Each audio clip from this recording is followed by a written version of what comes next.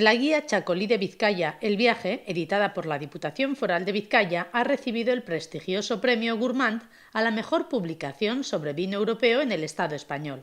Los Gourmand Awards reconocen anualmente los mejores libros sobre cocina y vinos en diferentes países del mundo.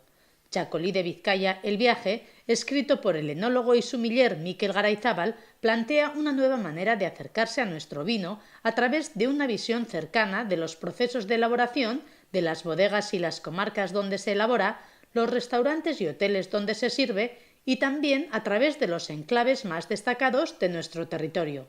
La Diputación ha editado esta guía con el objetivo de fomentar el turismo ligado a nuestra riqueza vitivinícola y completar así nuestra oferta gastronómica, cultural y de ocio, tal y como explicó durante la presentación de este libro el diputado de Promoción Económica Imanol Pradales.